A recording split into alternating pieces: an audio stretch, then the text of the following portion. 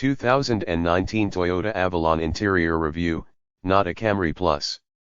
Reviewing the 2019 Avalon's interior, and speaking with Toyota's Alan Schneider.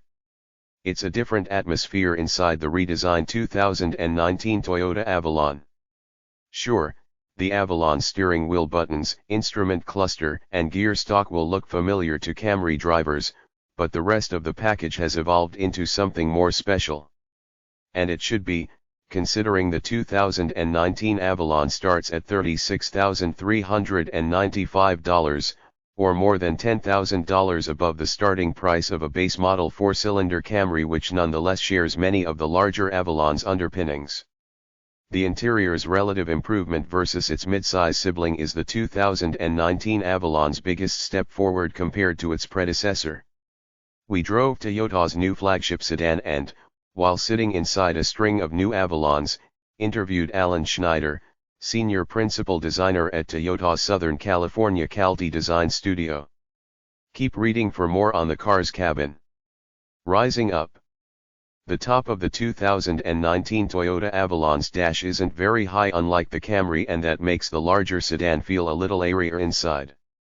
The impression is made possible in part by slim air vents positioned below the touchscreen. Schneider says the design goal for the interior was combining the spaciousness that is expected of an Avalon with the feeling of a cozy cockpit.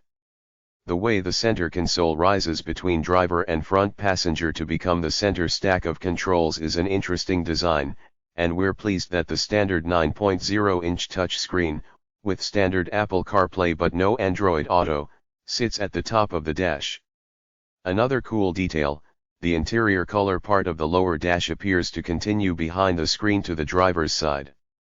One of the most difficult challenges with the interior design was determining how to make sure the silver trim that slices through the passenger side air vent maintains a consistent alignment with the trim that continues across the dash to the edge of the center stack, even as you adjust the air vent to point higher or lower.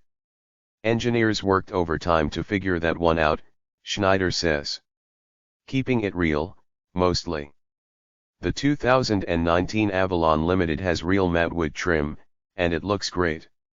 That trim is one reason I would personally go with a limited model instead of the similarly priced Touring, whose visual upgrades include sporty exterior doodads and real aluminum trim inside. Even on a Toyota-branded vehicle requiring a more cost-conscious approach than the mechanically related 2019 Lexus ES, why go with real and desirable materials?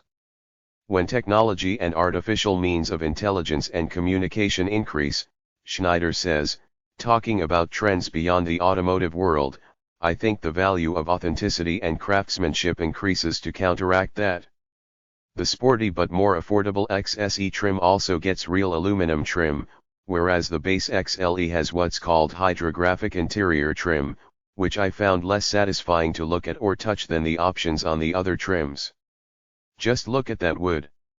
One of the reasons Toyota picked sapelwood from musical instrument maker Yamaha was that their process allows us to have a compound bend, Schneider says.